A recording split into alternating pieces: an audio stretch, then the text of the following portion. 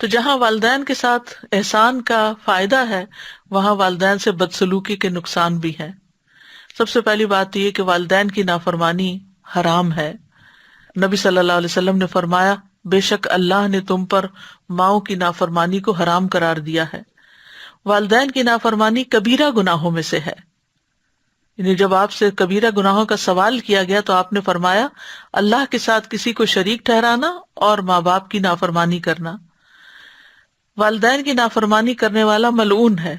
رسول اللہ صلی اللہ علیہ وسلم نے فرمایا اللہ ایسے شخص پر لعنت کرے جس نے اپنے والدین کی نافرمانی کی یا ان کو گالی دی۔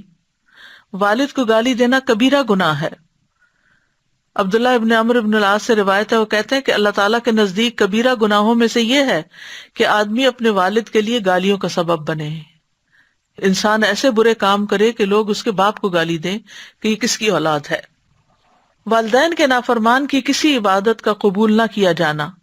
ابو امامہ سے روایت ہے رسول اللہ صلی اللہ علیہ وسلم نے فرمایا 3 قسم کے لوگوں کا نہ فرض قبول ہوتا ہے نہ نفل قبول ہوتا ہے، والدین کا نافرمان اور بدسلوک، احسان جتلانے والا، تقدیر کو جھٹلانے والا۔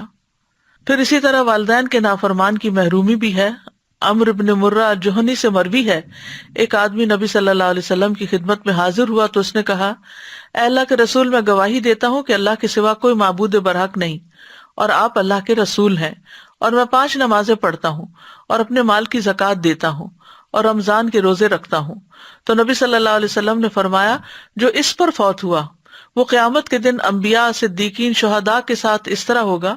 پھر آپ نے اپنی دونوں انگلیاں گاڑی بشرطے کہ وہ والدین کی نافرمانی نہ کرتا ہو، یعنی جو اپنے فرائض ادا کرے اور اس کے ساتھ والدین کا فرما بردار ہو تو انبیاء، شہداء کے ساتھ ہوگا۔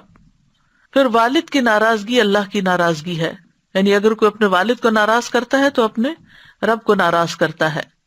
نبی صلی اللہ علیہ وسلم نے فرمایا رب کی رضامندی باپ کی رضامندی میں ہے اور رب کی ناراضگی باپ کی ناراضگی میں ہے۔ والدین کی نافرمانی سے عمر گھٹ جاتی ہے۔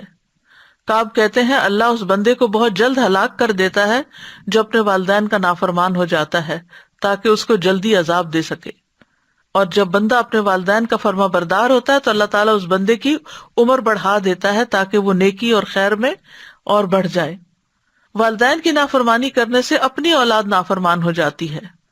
سلف صالحین میں سے کہتے ہیں کہ جو اپنے والدین کی نافرمانی کرتا ہے اس کی اولاد اس کی نافرمان ہو جاتی ہے۔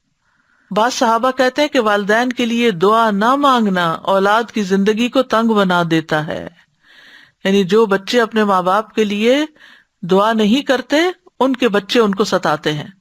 پھر قبر میں سزا۔ عوام بن حوشب رضی اللہ عنہ کہتے ہیں ایک دفعہ کسی بستی میں گیا میں، وہاں پڑاؤ کیا، اس کے پاس ایک قبرستان تھا۔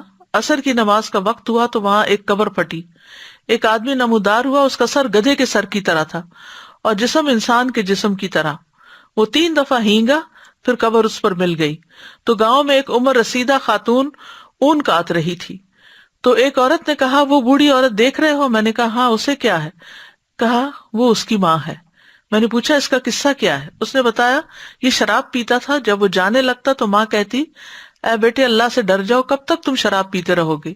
اس نے کہا تم ایسے ہی ہینگتی رہتی ہو جیسے گدھا ہینگتا ہے، یعنی ماں کے سمجھانے کو گدھے کے ہینگنے سے تعبیر کیا۔